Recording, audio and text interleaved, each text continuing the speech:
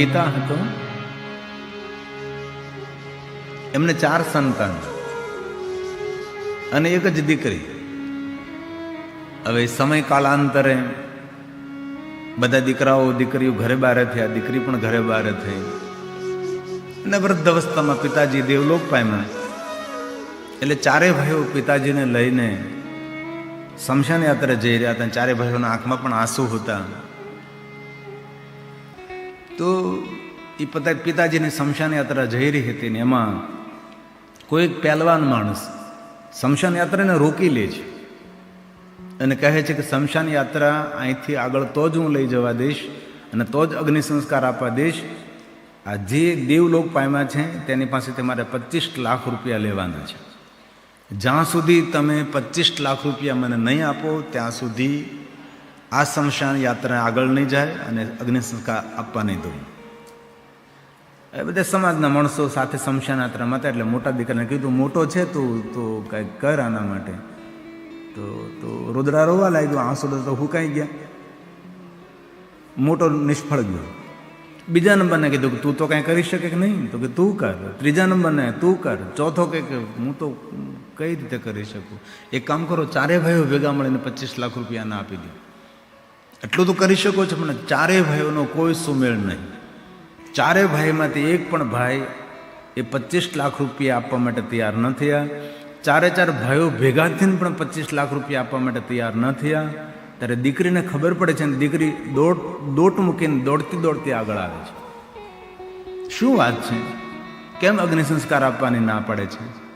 તો સમાજના માણસોએ કહ્યું કે આ કોઈ કરજદાર છે, દેણદાર, તો એને 25 લાખ રૂપિયા આપવાના છે. તમારા પિતાજી દેવલોક પામ્યા એ પહેલાં તેની પછી 25 લાખ રૂપિયાનો કરજો કર્યો છે. એટલે હવે એમ કહે છે કે 25 લાખ રૂપિયા આપ્યા પછી જ શમશાન યાત્રા અહીંથી ચાલશે અને ત્યારબાદ જ હું અગ્નિ સંસ્કાર આપવા દઈશ.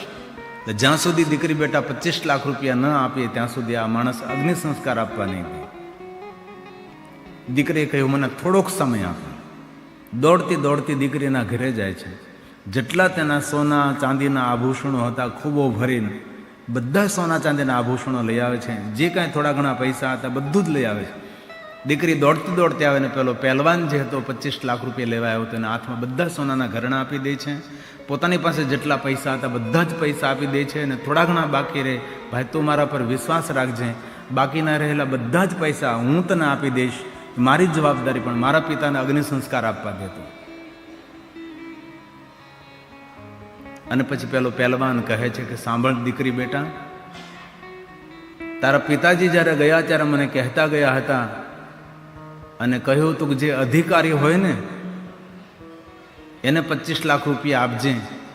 એટલે બેટા મારે તારા પિતા પાસેથી 25 લાખ રૂપિયા લેવાના નહીં નીકળતા હતા, મારે અધિકારીને દેવાના નીકળતા હતા. બેટા દીકરી, સાચા અર્થમાં તું 25 લાખ રૂપિયાની અધિકારી છે. અને પછી પહેલવાન 25 લાખ રૂપિયા એ દીકરીને આપી દે છે અને પછી શમશાન યાત્રા આગળ નીકળે છે. તેથી દીકરી મારી લાડ કરવાય લક્ષ્મી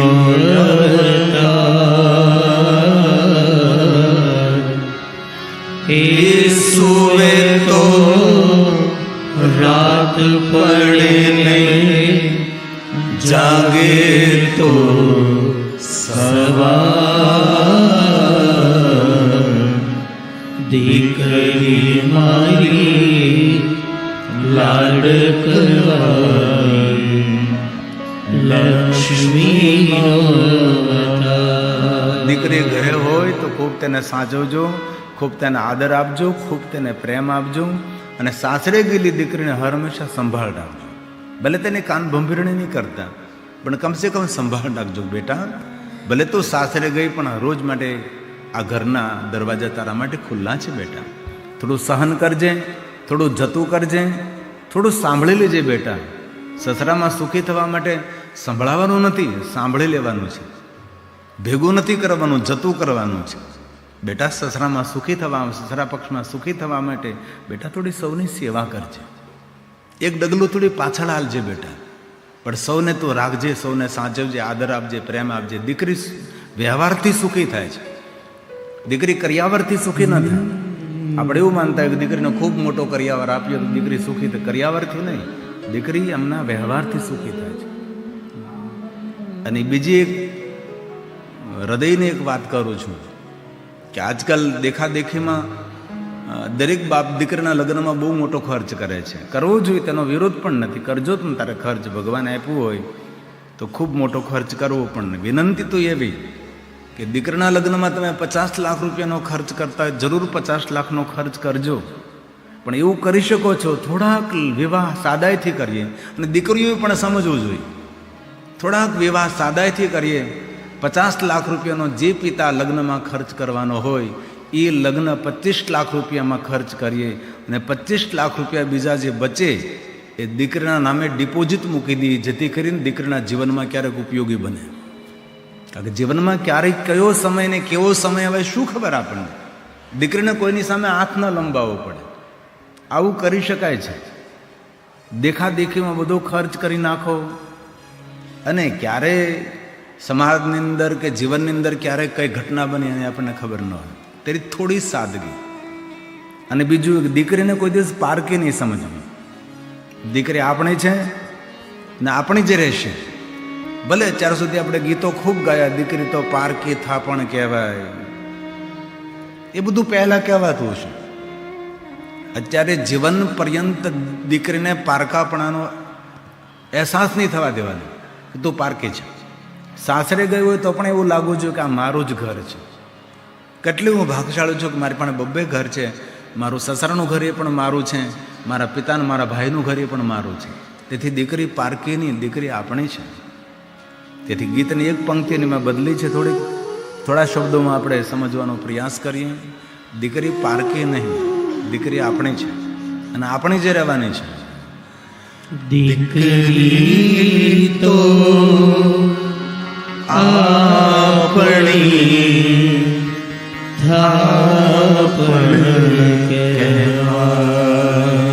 તેથી પારકાપણાનો અહેસાસ એમને થવો ન જોઈએ. દીકરી સાસરેથી આંટો આવે તો એમ થવું જોઈએ કે વાહ વાહ, ક્યાં હું, કઈ જગ્યાએ હું આવે છે, મારા પિતાને ક્યાં આવે છે. અને જેટલો આદર આપણે દીકરીઓને આપીએ એટલો જ આદર આપણે પુત્ર વધુને પણ આપવો જોઈએ. કારણ કે આપણી પુત્ર વધુ છે એ પણ કોઈ પિતાની દીકરી છે, કોઈ પિતાનો પ્રેમ છે, કોઈ પિતાની લાગણી છે, કોઈ પિતાના હૃદયનો ટુકડો પણ છે. તેવું ન સમજો કે આપણી પુત્ર વધુ ડાયરેક્ટ પુત્ર વધુ બનીને જ આવે છે. આપણી પુત્ર વધુ એ પણ પિતાનો પ્રેમ છે, એ પણ કોઈ લાડનો ખજાનો છે, કોઈ પિતાના કાળજાનો ટુકડો પણ છે.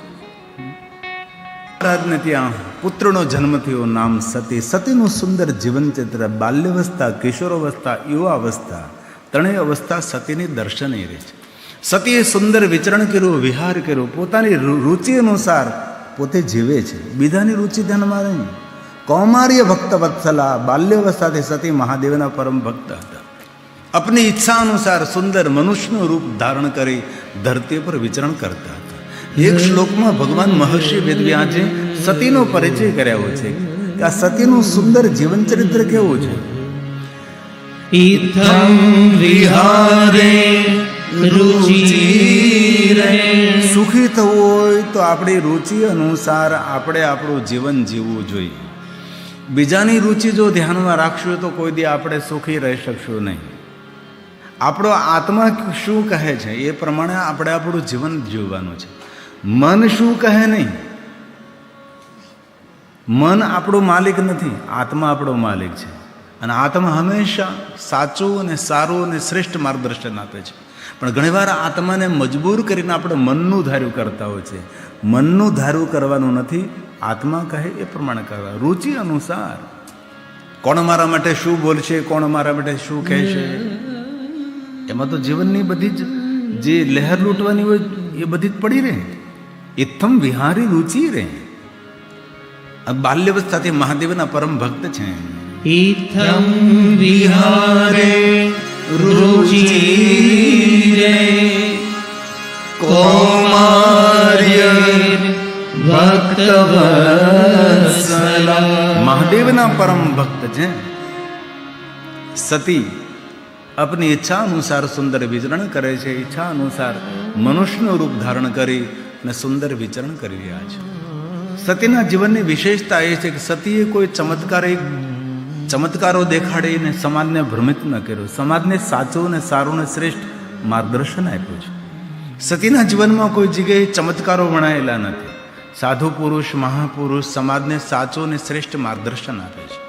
તેથી ચમત્કારોથી બહુ ભ્રમિત ન થતા આવિષ્કારો સાથે રહીએ. આપણે નવા નવા આવિષ્કારો થાય તો સમાજને નવી ટેકનોલોજી મળે, નવી વસ્તુ, નવી ઉપલબ્ધિ થાય.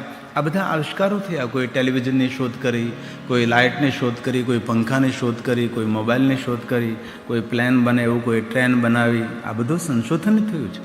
આ બુદ્ધિશાળી માણસો દ્વારા સંશોધન થયું. તેથી આવિષ્કાર કરી, ચમત્કાર દેખાડીને દુનિયાને ભ્રમિત કરવાથી આપણું ભલું નહીં થાય ને સમાજનું પણ ભલું નહીં થાય.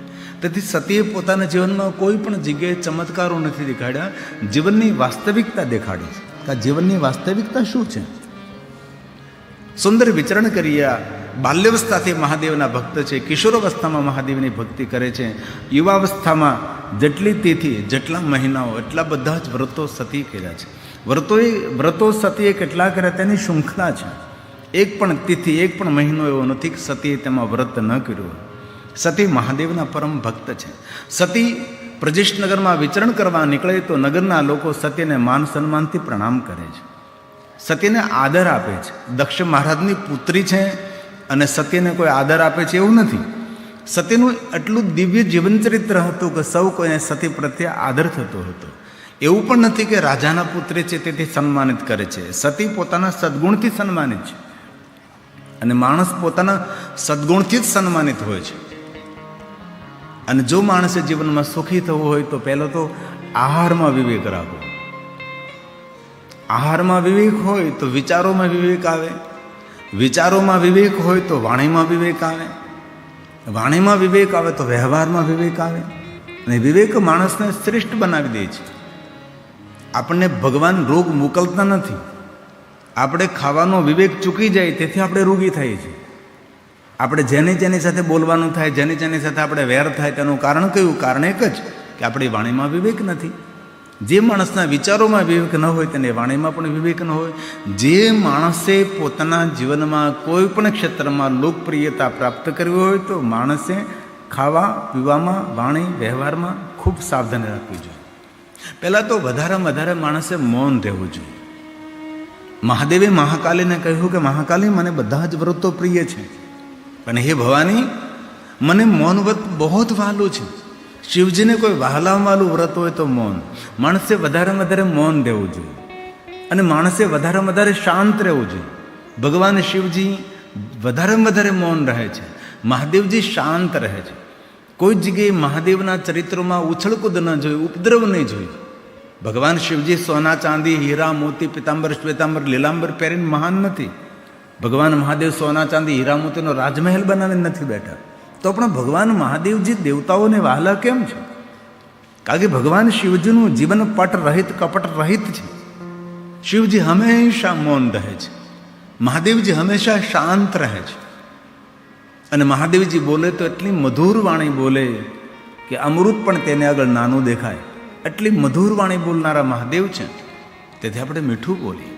પહેલો નિયમ કથામાંથી લેવાનો છે, વધારેમાં વધારે હું મૌન રહીશ, હું શાંત રહીશ. પોતાની જાતને સમજાવવાની છે કે મારે બોલવાની જરૂર નથી. ગામ આખું, દુનિયા આખી બોલે છે, મારે મૌન રહેવાનું છું. મૌન રહીશ, મૌન રહીશ. મૌન રહેવાના અનેક ફાયદાઓ છે. મૌન રહેવાથી આયુની વૃદ્ધિ થાય, મૌન રહેવાથી રૂપ વધે, મૌન રહેવાથી માણસ લાંબા સમય સુધી યુવાન રહી શકે છે, મૌન રહેવાથી કલહથી મુક્ત થાય, મૌન રહેવાથી કોઈ ભૂલો ન થાય. તેથી વધારેમાં વધારે મૌન બોલવું, પણ કઈ જગ્યાએ બોલવું તેને આપણને બુદ્ધિ હોવી જોઈએ. તેથી વધારેમાં વધારે મૌન ધારણ કરો. ગઈકાલે પણ કહ્યું હતું કે મહાશિવરાત્રિના દિવસે બીજા કોઈ વ્રતો ન થઈ શકે, મહાશિવરાત્રિના દિવસે વધારેમાં વધારે મૌન રહેવું. મૌન રહેવું એ મહાશિવરાત્રિનું શ્રેષ્ઠ વ્રત છે. જીતેન્દ્રિય રહેવું, એમાં શ્રેષ્ઠ મૌન રહેવું. જીવ આપણી માલિક નથી, આપણે જીભના માલિક છીએ. આપણે ઘણીવાર એક શબ્દ બોલીને નીકળી જતા હોય છે, પણ એ માણસને એ શબ્દમાંથી બહાર નીકળતા જિંદગી વહી જાય. તેથી છડે પડે માનવી જીભ વડે મીઠા બોલા, માનવી તેનો જગમાં વાંકો ન બાળ. હંમેશા મધુર ભાષા બોલવી, મીઠી વાણી બોલવી. પહેલો નિયમ મૌન રહેવું, બીજો નિયમ શાંત રહેવું, ત્રીજો નિયમ હંમેશા મીઠું બોલવું. સબસે મીઠા બોલીએ. કડવા શા માટે ભાઈ? ઘણા માણસોના આંખ એમ ના હોય, પણ જીભ તેની કુવાડા કપા જેવી હોય છે. જડે પડે ને માનવી જીભ વડે. તેથી આજથી સૌએ નક્કી કરવાનું છે, આ જીભથી એક પણ કડવું વાક્ય ન બોલાય જાય. ઘરમાં ફર્નિચર કરવાથી સુખો ન ઊભા થાય. આપણો સારો નેચર હોય તો ઘરમાં સુખ ઊભા થાય. મધુર વાણી સ્વર્ગ કરતાં શ્રેષ્ઠ સુખ આપી શકે છે. મધુર વાણી શત્રુને પણ મિત્ર બનાવી શકે છે. મીઠી વાણીથી લોકપ્રિયતા મળે છે. મીઠી વાણીથી ખુશામત કોઈની કરવાની નથી, પણ કડવા શબ્દો બોલવાથી આ દુનિયામાં કોઈને લાભ થયો નથી. તેથી મધુર બોલો. કોઈની ખરાબ વાત કરવી નહીં, કોઈની ખરાબ વાત સાંભળવી નહીં. શુદ્ધ શાકાહારી રહેવું, નિર્વ્યસને રહેવું. આ ભગવાનનું આપેલું મંદિર છે. જે તે ખાય ને જે તે પી ભગવાનનું આપેલું મંદિર, તેને ગંદુ નહીં કરવું. 5 નિયમોનું અનુસરણ કરવું. પહેલો નિયમ મૌન રહેવું, બીજો નિયમ શાંત રહેવું, ત્રીજો નિયમ મીઠી વાણી બોલવી, ચોથો નિયમ કોઈની કોઈ દિવસ ગંદી વાત કરવી પણ નહીં, સાંભળવી પણ નહીં.